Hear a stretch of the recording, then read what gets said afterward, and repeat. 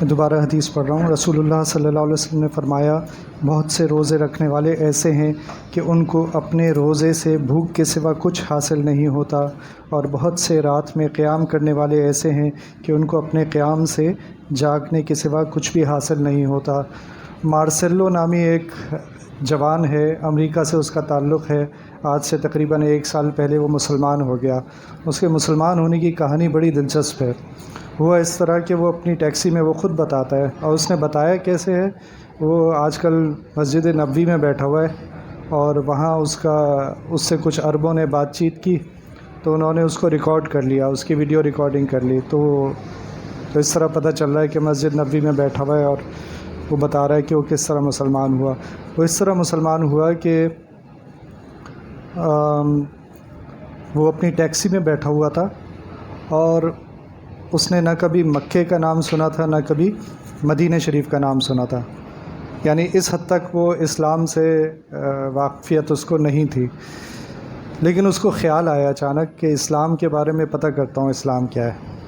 اس نے اپنا موبائل نکالا، اور اس نے گوگل پہ لکھا واٹ از اسلام، اور سرچ کرنا شروع کیا۔ تو جو کچھ پتہ چلا تو اس نے کہا یہ تو ٹھیک ہے۔ 20 منٹ کے اندر اسے اس بات کا یقین ہو گیا کہ اسلام ایک ٹھیک مذہب ہے۔ اگلے 10 منٹ میں اس نے یہ پتہ کیا کہ اسلام یعنی مسلمان ہونے کے لیے کیا کرنا ہوتا ہے۔ تو اگلے 10 منٹ میں وہ مسلمان ہو گیا، 30ویں منٹ میں وہ مسلمان ہو گیا، اس نے کلمہ پڑھ لیا۔ آدھے گھنٹے کے اندر نہ تو اس کے پاس کوئی تبلیغی آیا تھا، نہ اس کو کسی نے قرآن دیا تھا، نہ کسی نے اس سے کوئی بات کی تھی، نہ اس نے کبھی سنا تھا کہ اسلام کیسا مذہب ہے۔ اللہ تعالیٰ نے اس کے ذہن میں ڈالا کہ اسلام کے بارے میں سرچ کرو، اور اس نے سرچ کیا، اور آدھے گھنٹے کے اندر مسلمان ہو گیا۔ اگلا مہینہ رمضان کا تھا، یہ واقعہ جو ہے یہ شعبان کا ہے، اگلا مہینہ رمضان کا تھا۔ تو وہ تو قائل ہو گیا تھا کہ یہ سب کچھ ٹھیک ہے، نماز اور روزہ اور حج وغیرہ سب ٹھیک ہے۔ تو وہ روزے رکھنے شروع کر دیے، اور اپنے پہلے ہی مسلمان ہونے کے پہلے ہی مہینہ سمجھا جائے گا، اس میں وہ اعتکاف میں بیٹھ گیا۔ پوری ہماری زندگیاں گزر جاتی ہیں، لیکن ہمیں توفیق نہیں ہوتی کہ ہم اعتکاف میں بیٹھیں۔ لیکن یہ ابھی مسلمان ہوا، اور ابھی تو اسے بہت کچھ جاننا تھا، لیکن وہ پہلے ہی مہینے میں اعتکاف میں بیٹھ گیا۔ اور آج کل میرا خیال ہے کہ وہ ابھی بھی اعتکاف کی تیاری مسجد نبوی میں کر رہا ہوگا، کیونکہ اب سے 3-4 ہفتے پہلے کی بات ہے جب اس نے یہ سب بتایا۔ تو اب وہ غالباً مسجد نبوی میں اعتکاف کے لیے بیٹھ رہا ہوگا۔ تو اس نے اصل میں کیا پا لیا؟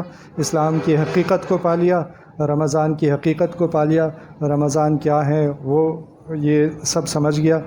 تو لیکن اس حدیث میں جو حدیث میں نے ابھی آپ کے سامنے پیش کی، تو اس حدیث میں نبی کریم صلی اللہ علیہ وسلم فرما رہے ہیں کہ بہت سے لوگ ایسے ہیں جنہیں بھوکا پیاسا رہنے کے علاوہ کچھ حاصل نہیں ہوتا اس مہینے میں۔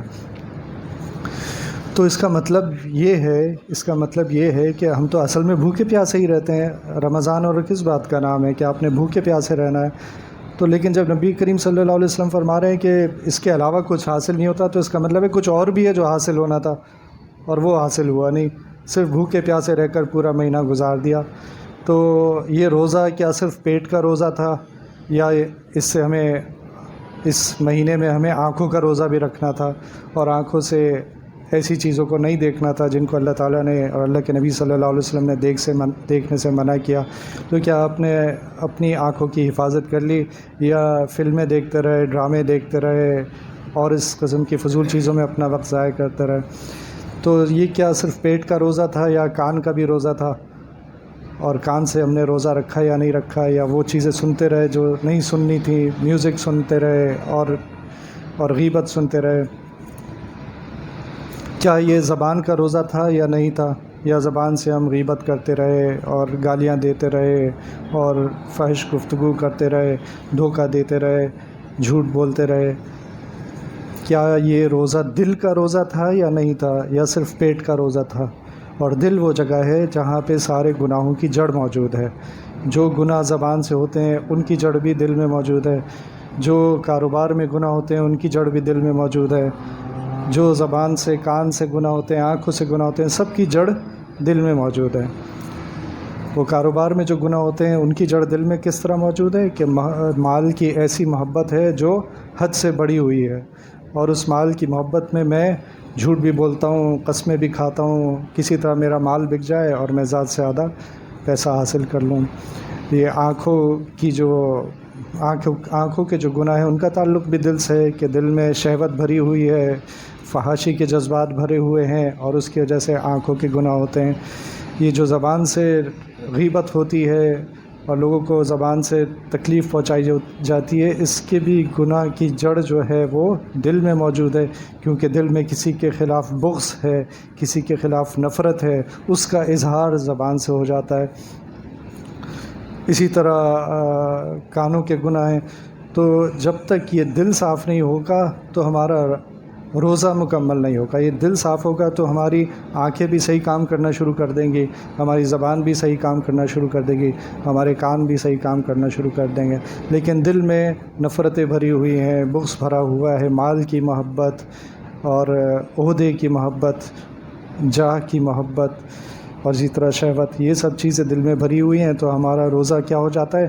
وہی ہو جاتا ہے جو نبی صلی اللہ علیہ وسلم نے فرمایا کہ بھوکے پیاسے رہنے کے علاوہ کچھ حاصل نہیں کیا، اور حاصل کیا کرنا تھا؟ تقویٰ حاصل کرنا تھا، کیونکہ اللہ سبحانہ وتعالیٰ نے جب روزے کا حکم دیا تو یہ بھی فرمایا کہ اس کا مقصد یہ ہے کہ تم تقویٰ حاصل کر لو۔ لیکن ہم نے جب صرف بھوکے پیاسے رہ کر اپنے یہ 30 دن گزارے، تو کیونکہ گناہ بھی ہوتے رہے اور یہ نیکی بھی ہوتی رہی، جب گناہ ہوتے رہتے ہیں تو نیکی کا اثر جو ہے وہ زائل ہو جاتا ہے۔ اس لیے گناہوں سے سب سے زیادہ ضروری یہ تھا کہ گناہوں سے اپنے آپ کو بچاتے۔ علماء فرماتے ہیں کہ اگر انسان سو بھی جائے روزے میں تو وہ بھی اس سے بہتر ہے کہ اس سے کوئی گناہ ہو، اور وہ ضرورت سے زیادہ بھی سو جائے تو وہ بھی اس سے بہتر ہے کہ اس سے کوئی گناہ سرزد ہو جائے، کیونکہ کم از کم سوتا رہا تو گناہ تو نہیں ہوا تھا اس سے۔ تو ویسے تو بہتر تھا عبادت میں زیادہ سے زیادہ وقت لگاتا، لیکن اگر اس بات کا امکان ہے کہ میں کہیں گناہ میں نہ پڑ جاؤں تو اس سے بہتر تو یہ ہے کہ سو کر وقت گزار لیں۔ تو ہم جب اس مہینے کی اہمیت کو سمجھیں گے تو مارسیلو جیسا کچھ ایمان ہمارا بھی ہو جائے گا۔ مارسیلو وہی امریکی ہے جو ابھی مسلمان ہوا، تو کچھ ہمارا ایمان اس جیسا بھی ہو جائے گا، اور ہم بھی پھر کوشش کریں گے کہ اور میں کیا کر سکتا ہوں، اور میں کیا کر سکتا ہوں، اور میں کیا کر سکتا ہوں۔ مفتی تقی عثمانی صاحب کا بیان تھا کل یا پرسوں، اس میں انہوں نے بہت ہی افسوس کا اظہار کیا۔ کس بات پہ؟ اس بات کے افسوس کا اظہار کیا کہ اس مہینے میں بھی تم افطار کی دعوتیں کر رہے ہو اور لوگوں کو افطاریاں کھلا رہے ہو اور مزے کے کھانے بنا رہے ہو، مزے کی افطار، یہ اس پہ اب یہ کوئی گناہ تو نہیں ہے، لیکن یہ کس وجہ سے انہوں نے اس کا افسوس کا اظہار کیا کہ ہمارے فلسطینی بھائی بہن جو ہیں وہ کس اذیت سے گزر رہے ہیں، ان کے اوپر کیسی آفت آ گئی، کتنی مشکلات آ گئیں، اور ہمیں اگر ہمارے دل میں اس کا احساس ہوتا تو ہمارے لیے ممکن نہیں تھا کہ ہم اپنی زندگی میں خوشیاں لانے کا اس طرح سوچتے کہ افطاریوں کی دعوتیں ہو رہی ہیں۔ تو یہ حضرت کا یہ بات میں اس لیے ذکر کر رہا ہوں کہ ایک صاحب نے مجھ سے پوچھا تھا کہ یہ 25 روزہ تراویح کیا 20 روزہ نہیں ہو سکتی؟ تو اور پھر انہوں نے اس کی وجہ یہ بتائی تھی کہ ہمیں افطاریوں میں بھی جانا ہوتا ہے تو اس میں پھر ٹائم زیادہ لگ جاتا ہے۔ تو بس یہ افسوس کی بات ہے کہ ہم اس بات کا احساس نہیں کر رہے کہ یہ کتنا پوری امت کے لیے کتنے کرب کا وقت ہے، کتنی تکلیف کا وقت ہے۔ اس کا ہمیں احساس ہوگا تو ہم آپس میں ہی ایک دوسرے کو سمجھائیں گے کہ بھئی اس وقت افطاری کی دعوتیں کرنے کا وقت نہیں، آپ غریب کو کھلا دیں۔ حضرت نے یہ بھی فرمایا ہے کہ بھئی اصل یہ جو افطاری کھلانا ہے نا، یہ غریبوں کو کھلانا ہے، اصل روزہ افطار جو کرانا ہے وہ محتاجوں کو کرانا ہے۔ یہ ہم ایک دوسرے کو جو کھلاتے پلاتے، جو ہم خود ماشاءاللہ اللہ تعالیٰ نے ہمیں غنی کیا ہوا ہے، تو ہمیں تو ان افطاریوں کی ضرورت نہیں ہے۔ اصل جن کو ضرورت ہے، اصل ثواب وہاں پہ، یہ حضرت نے یہ بھی فرمایا کہ ایسا نہیں ہے کہ منع ہے کہ ایک دوسرے کو افطاری کھلائی جائے، لیکن اصل جو ثواب ہے، جو روح ہے افطاری کرانے کی، وہ یہ ہے کہ غریبوں کو، محتاجوں کو، ان کو کھلایا جائے۔